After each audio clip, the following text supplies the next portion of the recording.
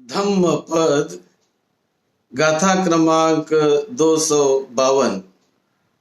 आज दिनांक 28 अक्टूबर 2020।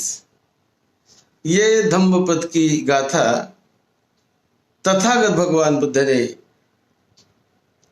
भद्दीय नगर में मेंढक श्रेष्ठी पुत्र को उद्देश्य करके ये गाथा की देशना तथागत बुद्ध ने कही थी। सुदसं वज मय्ये सं अत्तनोपन दुद्दसं परे संहि सो वज्जानी उपुनाति यथा सुतं अत्तनोपन छादेति कलिंग कितवा अड़ो कलिंग कितवा अड़ो। तथागत भगवान बुद्ध एक बार भद्दीय नगर में वहां वो मेंढक सृष्टि उन्होंने आवर्जन किया और साधना करते समय तथागत बुद्ध ने ये जान लिया कि आज कौन फल प्राप्त करेंगे, किसको आज ये फल मिलने वाला है। जब उनको पता चला कि भद्दीय नगर में मेंढक श्रेष्ठी पुत्र मेंढक श्रेष्ठी और उसी प्रकार उनकी भार्या चंद्र प्रभा, उसकी पुत्र वधु सुमन देवी, नतिनी विशाखा और पूर्ण नाम का दास, ऐसे 5-6 लोगों को उस परिवार के ये फल मिलने वाला है। ये देखकर तथागत बुद्ध भद्दीय नगर वो चले गए। और जब भद्दीय नगर में बुद्ध आ रहे हैं, ये जब मेंढक श्रेष्ठी ने सुना तो बहुत वो गदगद हो गया। उन्हें लगा कि बुद्ध आ रहे हैं। बुद्ध का नाम सुनकर बड़ा ही प्रभावित हुआ और उनके स्वागत के लिए उन्होंने हर प्रकार का अच्छा आयोजन और हर प्रकार से अच्छी सुविधा करने का प्रयास किया। बड़ा अच्छा उनका स्वागत किया और उनके स्वागत के लिए वो सभी लोग उनको साथ लेकर वो चला गया। मेंढक पुत्र, ये मेंढक श्रेष्ठी भद्दीय नगर का बहुत धनी था। उनके पूर्व कर्म की वजह से इतना उन्हें फल मिला कि उनके घर के पीछे स्वर्ण निर्मित 4, जिसे मेष कहते हैं या मेढे कहते हैं, पृथ्वी फोड़कर वो पृथ्वी से ऊपर नीचे आ गए और वो 4 मेढ़ खड़े हुए और उनके मुख से उन मेढ़ों के इतना सुवर्ण निकलता है, सर्पी निकलता है, तेल, मधु, पानीत आदि सारी चीजें निकलती रहती है और जितना चाहे उतना वो उस प्रकार का जो चाहे वो वहां से निकलते रहता है। ऐसा उसका एक वैभव उसे पूर्व जन्म में किए हुए पुण्य कर्म के अनुसार ये प्राप्त हुआ था। जब वो बांटते हैं, भोजन देते हैं, तो भोजन देते समय वो भोजन देते हैं, लेकिन भोजन कभी खत्म नहीं होता है। चाहे कितने भी लोग आए और भोजन करे, कितने भी आए और भोजन करे, तो भोजन का पात्र जैसा का वैसा वो भरा रहता। तो इस प्रकार का पुण्य मेंढक सृष्टि ने पाया था। ये कैसा पुण्य पाया? तो विपस्सी बुद्ध के समय ये जो मेंढक पुत्र है, ये जो मेंढक सृष्टि है, वो अवरोज नामक किसी कौटुंबिक के घर में एक उनका पुत्र करके वहां पर वो निर्माण हुआ और उसकी बहन के लड़के के रूप में वो निर्माण हुआ और उसका नाम भी अवरोजक ही रखा गया था, अवरोजक। तो उसका जो मामा था, वो मामा ने एक गंधकुटी विपश्य बुद्ध के लिए बनाने का संकल्प किया और वो गंधकुटी बनाने लगा। तो ये जो उनका भांजा अवरोधक, उनके बहन का पुत्र था, उनका नाम अवरोधक था, अवरोज उनका नाम था, अवरोज। तो ये अवरोज ने मामा को कहा कि आप जो विपश्य बुद्ध के लिए गंधकुटी बना रहे, मैं भी हिस्सा लूंगा। उसने कहा नहीं, मैं तुम्हें हिस्सा नहीं दूंगा।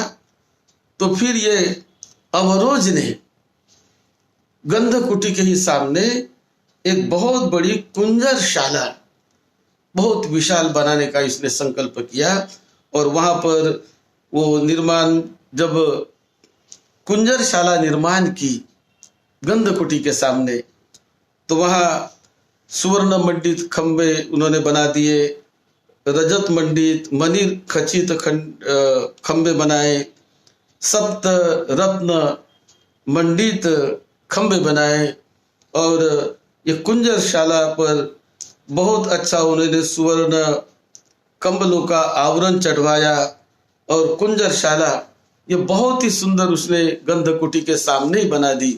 मामा ने गंधकुटी बनाई और उन्होंने कुंजरशाला बहुत ही अद्भुत ढंग से बनाई और उद्घाटन के लिए काश्यप बुद्ध को बुलाया। ये कुंजरशाला के उद्घाटन के लिए काश्यप बुद्ध आए। काश्यप बुद्ध को उन्होंने दान दिया और बहुत अच्छा वहां पर मतलब कार्यक्रम चला रहा। 4 महीने तक वो निरंतर दान देते रहे। इस उसमें आता है कि 68 लाख भिक्षुओं को वो 4 महीने तक निरंतर दान देते रहे विपश्य बुद्ध के काल में।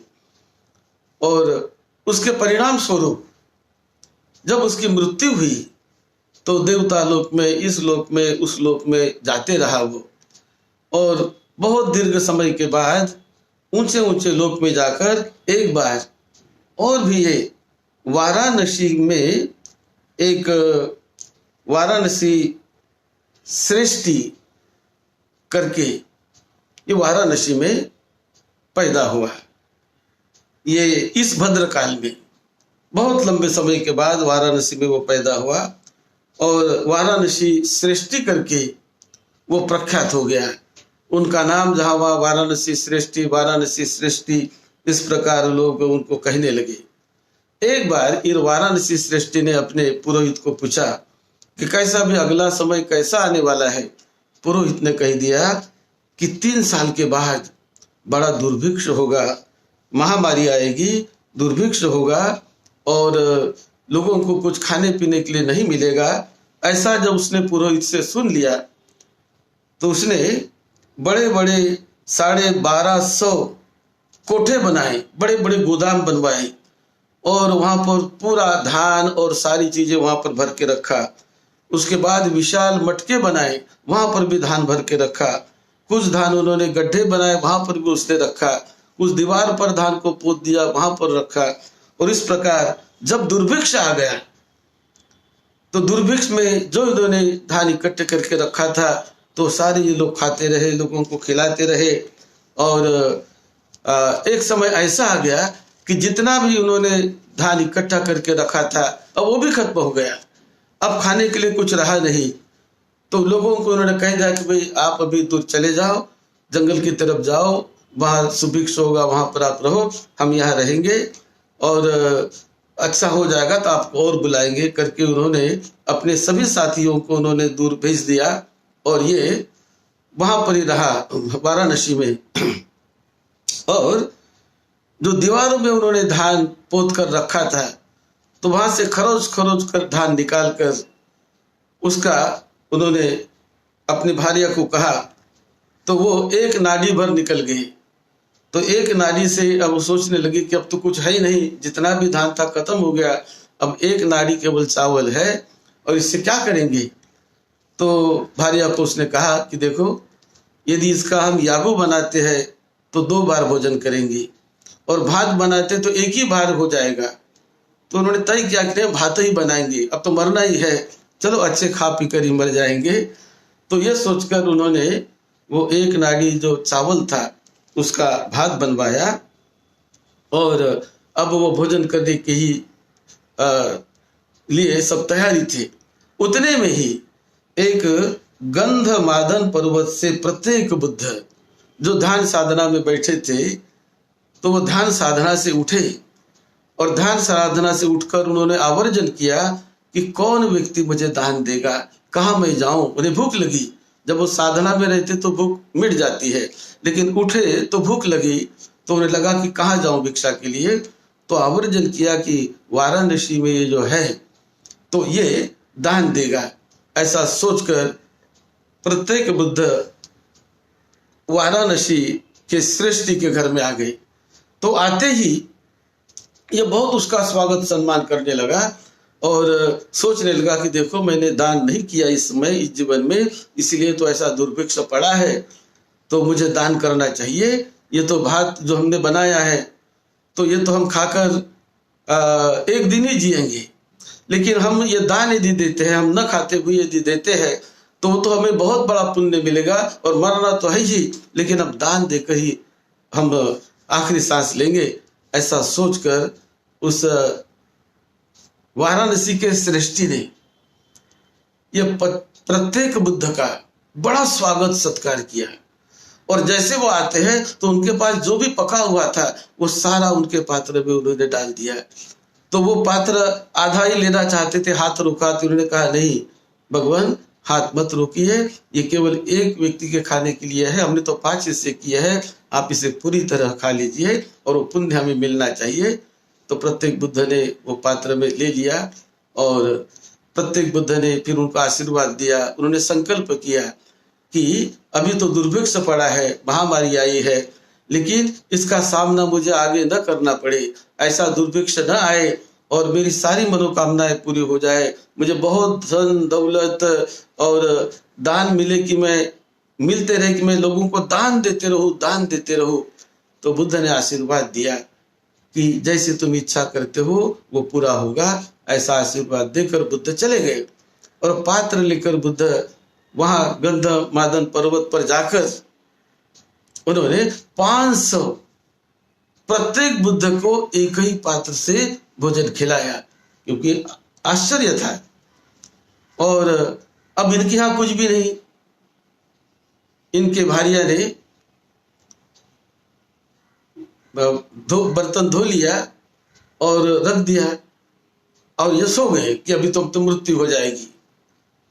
लेकिन नींद से उठने के बाद वो अपने उसको बड़ी तीव्र भूख लगी, और बड़ी भूख की वेदना उनको होने लगी। तो उसने कहा कि भार्या को पूछा कि भद्रे, कुछ है क्या खाने के लिए? तो कुछ भी थोड़ा भी होगा तो देखो, कुछ हो तो जानती थी कि वो तो मैंने पात्र धोकर रख दिया, कुछ है नहीं, लेकिन फिर भी वो चली गई और जाकर देखती है तो क्या चमत्कार कि वो पात्र पूरी तरह भात से भरा हुआ है। बड़ा उनको चमत्कार होने लगा कि ये बुद्ध को दिए हुए दान का परिणाम था, प्रत्येक बुद्ध का वो आशीर्वाद था, उनकी मंगल मैत्री थी। तो पूरा भात से पात्र भरा हुआ था। जाकर उन्होंने लिया, 5 लोगों ने 5-6 लोगों ने खाना खाया, लेकिन फिर भी पात्र जैसा का वैसा भरा। और बाद में उन्होंने लोगों को बुलाया और लोगों को खिलाते हैं वो, लेकिन पात्र कभी कमी नहीं होता। वो कड़छुल से पात्र से निकालते हैं, जो चमचा होता है, चमचे से, जिसे हम चमचा कहते हैं, कड़छुल कहते हैं, तो कड़छुल से वो निकालते हैं और लोगों को देते हैं। लेकिन वो कभी पात्र कम नहीं, जैसा का वैसा भरा, जैसा का वैसा भरा। उन्होंने कई लोगों को वो खिलाना शुरू कर दिया और बहुत उसका लाभ मिला।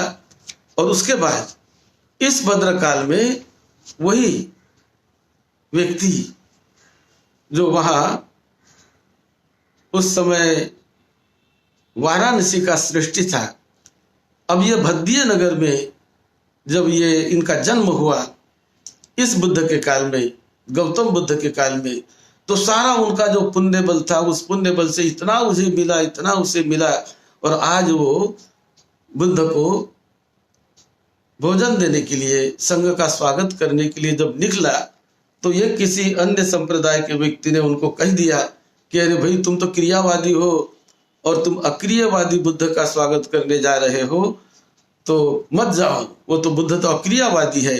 ऐसी किसी ने निंदा कर दी बुद्ध की, लेकिन उसने सुना नहीं, क्योंकि वो तो बुद्ध का भक्त था, उन्हें याद था कि क्या क्या बुद्ध से मुझे मिला है।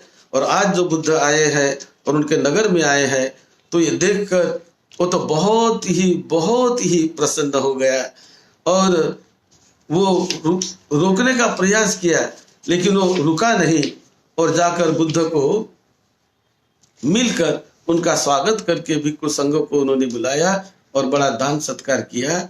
और फिर उन्होंने बताया कि ऐसा ऐसा मुझे रोकने का प्रयास किया था, लेकिन मैं रुका नहीं और मैं बुद्ध के स्वागत के लिए मैं आया हूँ। मैं बहुत धन्य हुआ हूँ कि इस वर्तमान जीवन के बुद्ध आज मेरे भद्दिय नगर में आए हैं। तो ये देखकर बुद्ध को वंदन करके ही मैं बहुत प्रसन्न हो गया हूँ। मेरे पास तो धन की कोई कमी नहीं। और ऐसा मतलब उन्होंने बुद्ध को कह के वो सम्मान करने लगा बुद्ध का। तो उस समय बुद्ध तो उनके सारे पूर्व जन्मों को जानते थे और ये फल प्राप्त होने वाले वो भी बुद्ध जानते थे। और तब बुद्ध ने उस समय ये गाथा कही, सुदस्संग वजमये संग अत्तनो पन दुद्ध संग परे संग ही सो वज्जानी ओ पुनाति यथा सुतंग अत्तनोपन छा देती कलिंग व कितवा अणु। बुद्ध ने कहा कि देखो, कुछ लोगों का ऐसा स्वभाव होता है कि वो दूसरों का थोड़ा दोष देखने का प्रयास करते हैं, क्या इनमें दोष है, क्या उनमें कमियां है, क्या उनमें कमियां है। ऐसा कुछ लोगों का स्वभाव बन जाता है, लेकिन वो अपना दोष नहीं देखते, अपने दोष को छिपाते रहते हैं। जिस प्रकार ये जो जुगारी है, ये जो जुए का पासे वो छिपा के रखता है, खोलता नहीं, दूसरे को नहीं दिखाता। इस प्रकार कुछ लोग अपना दोष छुपा के रखते हैं, दूसरों का बताने का प्रयास करते रहते हैं। इस प्रकार का स्वभाव वाले लोग होते हैं। जैसे कि कोई व्याधि यानी कोई शिकारी जब कोई शिकार करने जाता है जंगल में, तो पेड़ के पत्तों में वो छिप जाता है, वो दिखता नहीं। इसी प्रकार बहुत सारे लोग ऐसे होते हैं कि जो अपने दोषों को छिपाते हैं और दूसरों का बताने का प्रयास करते हैं। लेकिन जो बुद्धिमान व्यक्ति होते हैं, वो बुद्धिमान व्यक्ति किसी का दोष नहीं देखते, किसी की बात नहीं सुनते।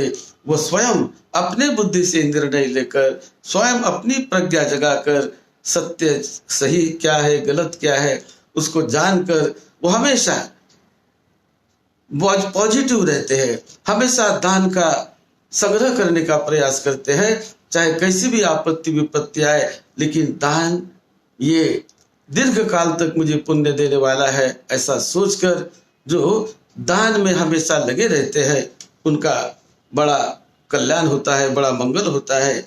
तो इस प्रकार ये गाथा की देशना भद्दिय नगर में तथागत बुद्ध ने ये गाथा कही। ये बड़ी लंबी कहानी है, बहुत लंबी कहानी इससे जुड़ी हुई है। मैंने बहुत शॉर्ट में उसकी मेन थीम बताने का प्रयास किया। तो ये मेंढक सृष्टि जिन्होंने बुद्ध का बड़ा सम्मान किया, और बुद्ध ने जब भोजन के बाद पुण्यानुमोदन किया, भक्तानुमोदन किया, तो उसके बाद ये 6 लोग ये श्रोतापन्न फल को पा गए। जो उनकी भावना थी तो वो पूरी हो गई। जो जो उनका भाव मन में था वो तो पूरा होते ही रहा उनके पूर्व जीवनों में, लेकिन इस जीवन में तथागत बुद्ध से मिलकर ये 6 लोगों ने जो लाभ पाया, तो उनमें ये मेंढक श्रेष्ठी करके इस समय इसका भद्य नगर में प्रभाव था। भद्य नगर में वो रहता था और ये जो उनकी नतिनी है विशाखा, ये उनकी नतिनी थी और धनंजय ये उसका पुत्र था। ये धनंजय की पुत्री थी विशाखा। तो इस प्रकार बुद्ध वो धनंजय के यहाँ जाकर, मतलब धनंजय और ये मेंढक सृष्टि, तो मेंढक सृष्टि की ये जो दान पारमिता थी जो विपश्य बुद्ध के काल में उन्होंने किया और लंबे लंबे समय तक उसका वो फल भोगते रहा। इस जीवन में उसकी मुलाकात बुद्ध से हो गई और बुद्ध को दान देने का मौका मिला। नहीं तो बहुत बार ऐसा होता है कि बुद्ध से फेस टू फेस मिलना भी सभी को संभव नहीं होता है। जिनकी पारमिता होती है, जिनका पुण्य बल होता है, तो उनसे मुलाकात बुद्ध से हो जाती है या स्वयं बुद्ध उनको मिलने चले जाते हैं।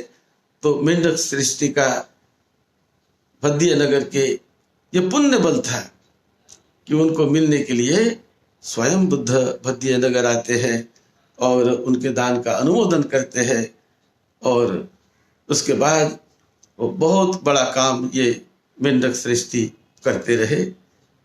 तो ये जो गाथा है, इस घटना के समय तथागत बुद्ध ने भद्य नगर में ये गाथा कही थी और दान का उन्होंने महत्व बताने का प्रयास किया।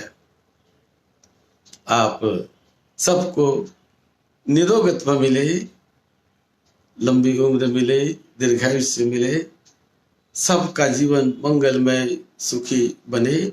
मनुष्य जीवन बहुत पवित्र है, इस पवित्रता को जानो समझो, अपना कल्याण साधो, आपके लड़के बच्चे को सभी को सुख शांति मिले। यही मंगल मैत्री के साथ सद्धम्म की सेवा में, आपकी सेवा में डॉक्टर भदंत राहुल बोधी महाथिर। आप सबका मंगल।